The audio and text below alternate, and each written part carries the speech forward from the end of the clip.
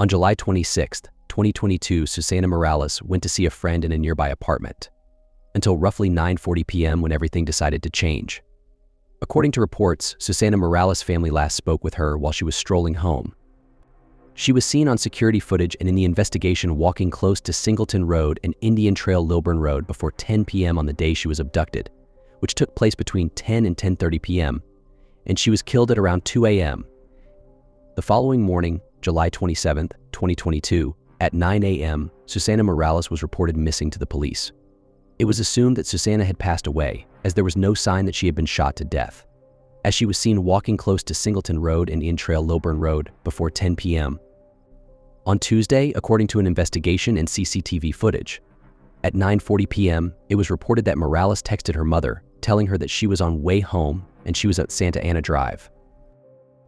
Authorities verified that between 10:07 and 10:21 p.m., Morales was going in that direction on Singleton Road from Windscape Village Lane, according to an app on her phone.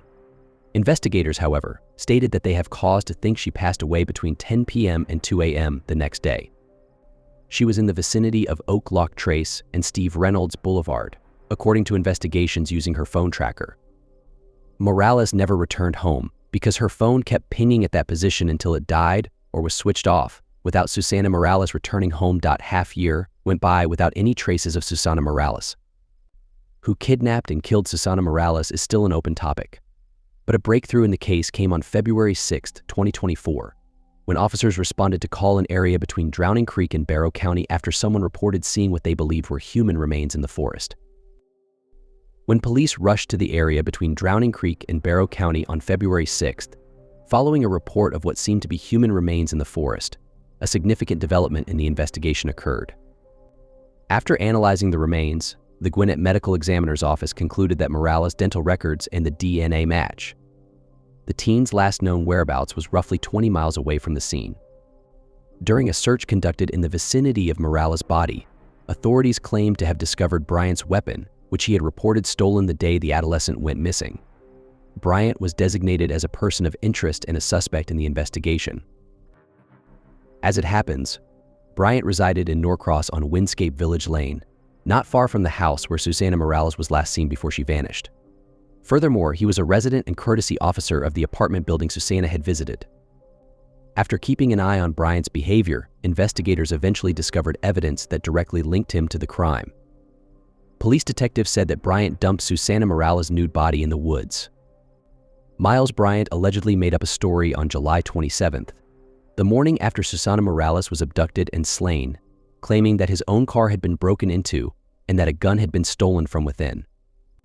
Authorities claim in the warrant application that Bryant, who lived near to the location of Morales' last known address on Windscape Village Lane, left her nude body in the woods while serving as a Doraville police officer at the time of her death. Although Bryant has not been charged with the crime, the police did state in their warrant application that they suspected him of rape. According to James McClure of Gwinnett County, there is a possibility that the teenager was sexually abused.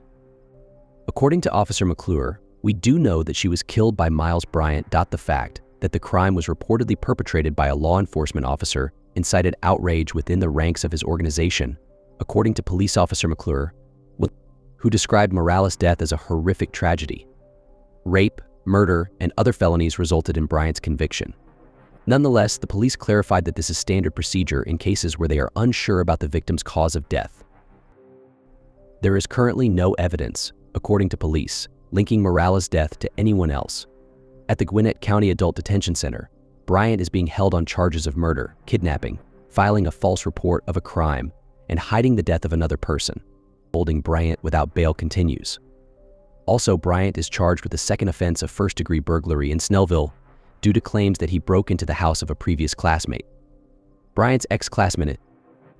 According to her, the events took place before Morales' disappearance on July 2022. A man could be seen repeatedly prowling around her home and pulling on the doorknob in a Ring video that another neighbor, Bates, shared. Bates shared pictures of her broken front door back in February when she stated she believed Bryant had broken into her apartment once when she wasn't there. Bates stated she was afraid for her safety and had reported the behavior to the Gwinnett County Police Department, the Doraville Police Department, and the former officer's job. According to the police, an administrative investigation was conducted. Bryant was talked to, according to officials, and the behavior ceased. According to Doraville Police, Bates was instructed to notify the Gwinnett County Police Department of any possible criminal charges. It was said that a lack of leads was the reason why investigators ended Bates' case against Bryant. In late February, they reopened it after learning more details. From March 2020 to May 2021, Miles Bryant served as a sworn sheriff's deputy in Forsyth County before joining the Doraville Police Department. Officer Miles Bryant of Doraville Police Department was taken into custody, and the arrest was announced in a press conference a few days later. Concerning the case, he was charged with murder. Due to his links to the murder, Bryant, who was 22 years old, was let go from a local Doraville County Police Department in February. Bryant is accused of making a false report of a crime, first-degree burglary, criminal murder, kidnapping, and hiding the death of another person.